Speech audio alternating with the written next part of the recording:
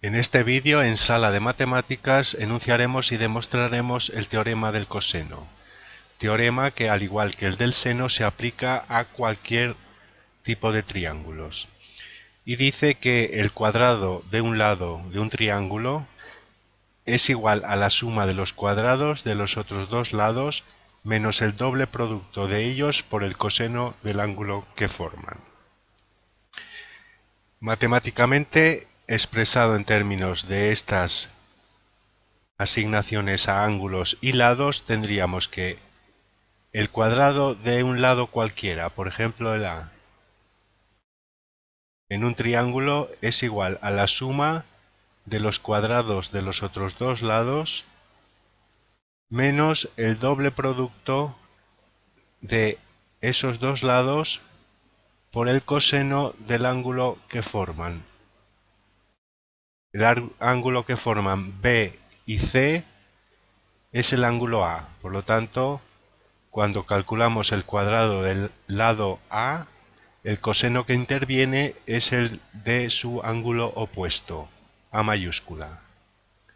Igualmente, simplemente B al cuadrado sería A al cuadrado más C al cuadrado menos 2AC por coseno de B, que es el ángulo que forman A y C o el opuesto al B. Y por último, el lado C al cuadrado es por tanto A al cuadrado más B al cuadrado menos 2A por B por el coseno que forman A y B, que es el opuesto del C. Vamos ahora a la demostración de este teorema, primero en un triángulo acutángulo.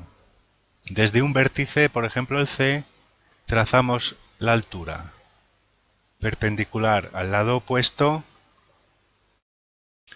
y se forman dos triángulos rectángulos, pues las alturas son perpendiculares a la base siempre. Vamos a llamar a esta altura H y a estos dos lados en que se ha dividido el lado C les vamos a llamar M y N. Entonces, en el triángulo de la derecha, A es la hipotenusa. Y aplicando el teorema de Pitágoras tenemos que la hipotenusa al cuadrado es la suma de los cuadrados de los catetos, que son en este caso h y n. Por lo tanto, h al cuadrado más n al cuadrado. En el triángulo de la izquierda, la altura es un cateto. Aplicando el teorema de Pitágoras, ese cateto al cuadrado será igual a la hipotenusa al cuadrado, que es b, menos el otro cateto al cuadrado, m al cuadrado. Y hemos visto que el lado C se dividía en m más n. Por lo tanto, n lo podemos expresar como c menos m. Y como aquí lo tenemos al cuadrado, vamos a elevarlo al cuadrado.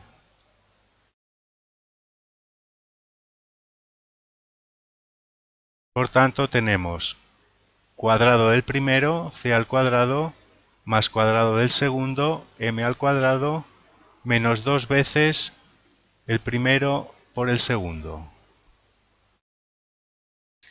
Bien, vamos a sustituir este valor de n cuadrado y este valor de h al cuadrado en la primera expresión.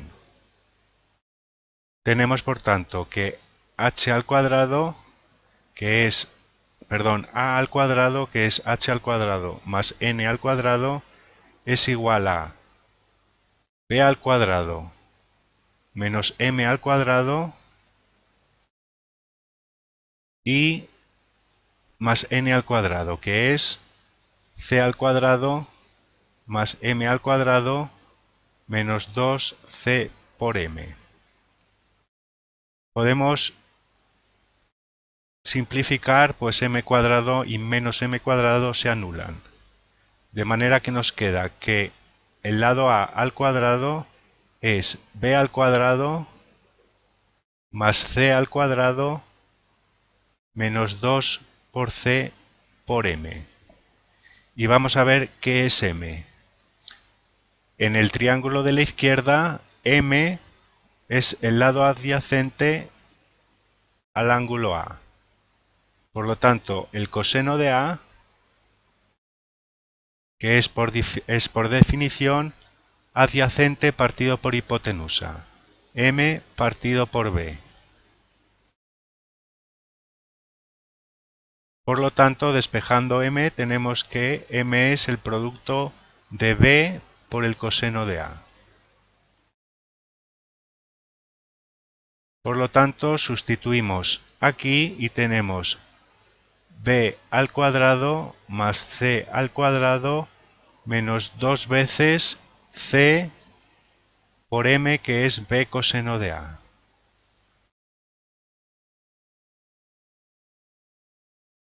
Pues ya tenemos la primera fórmula. Pues da igual c por b que b por c. Suele ordenarse y siempre se expresa en el mismo orden que aparecen aquí los sumandos. B al cuadrado más c al cuadrado, por lo tanto escribimos 2 por bc por coseno de A. Con lo cual queda demostrado la fórmula para un lado genérico que le hemos llamado A en la demostración, pero podría ser B o C, y en cada caso obtendríamos estas expresiones. Ahora vamos a demostrarlo para un triángulo obtusángulo. Procedemos de igual manera, trazamos la altura desde el vértice C, que en este caso, al ser el ángulo A obtusángulo, la altura va por fuera del triángulo, pero la altura llega hasta la prolongación del lado C. Prolongamos el lado C y trazamos la altura desde C. Esta altura es h. Y vamos a llamar a este segmento nuevo que se ha formado en la prolongación del lado C, le vamos a llamar P, por ejemplo.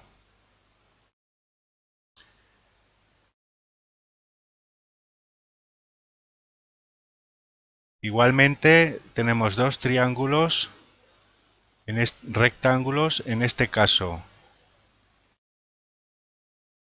el mayor y el pequeño de la izquierda. Dos ángulos rectos aquí en este vértice inferior.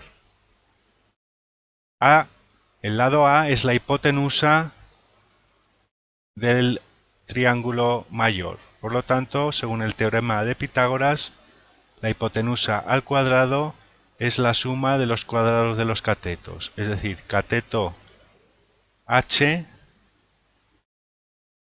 más cateto p más c. P, que era la prolongación, y c, que es el lado original. Es el cateto del triángulo grande. Y desarrollando ese cuadrado tenemos h al cuadrado más p al cuadrado más c al cuadrado más 2 veces p por c. Bien, en el triángulo pequeño la altura h es un cateto y la hipotenusa es b. El otro cateto es p. Por lo tanto, aplicando el teorema de Pitágoras a la altura, que es un cateto, tendremos que es la hipotenusa al cuadrado, b al cuadrado, menos el otro cateto al cuadrado, p al cuadrado. Bien, tenemos una expresión para h al cuadrado y tenemos aquí h al cuadrado. Vamos a sustituir este valor en esa expresión y tendremos que a al cuadrado es b al cuadrado menos p al cuadrado más p al cuadrado más c al cuadrado más 2 veces p por c. Por lo tanto, cancelamos menos p al cuadrado y más p al cuadrado. Y tenemos a al cuadrado es b al cuadrado más c al cuadrado más 2c por p, vamos a poner. Y vamos a ver qué es p, o cómo podemos expresar p. P es este lado, que es el lado adyacente a este ángulo de aquí, en el triángulo de la izquierda. Pero este ángulo de aquí es el suplementario del ángulo A. Pues juntos forman 180 grados. Por lo tanto, este ángulo de aquí es 180 menos A. Y P es un ángulo adyacente a ese ángulo. Por lo tanto, por la definición del coseno, el coseno del ángulo 180 menos A es cateto adyacente P partido por hipotenusa, que en ese triángulo es el lado B. Por lo tanto, despejando P es B coseno de 180 menos A. Ya habíamos visto en los primeros temas de trigonometría que ángulos suplementarios tienen cosenos cambiados de signo. Recuerdo, si tenemos un ángulo A y su suplementario 180 menos A, los cosenos son de la misma magnitud pero en sentido contrario, por lo tanto cambian el signo, de manera que P es menos B coseno de A. Bien, pues ya podemos sustituir este valor aquí y tenemos que A al cuadrado es B al cuadrado más C al cuadrado menos 2 veces B por C por el coseno de A, que es la fórmula que queríamos demostrar. Por tanto, en cualquier triángulo oblicuo ángulo se cumple el teorema del coseno.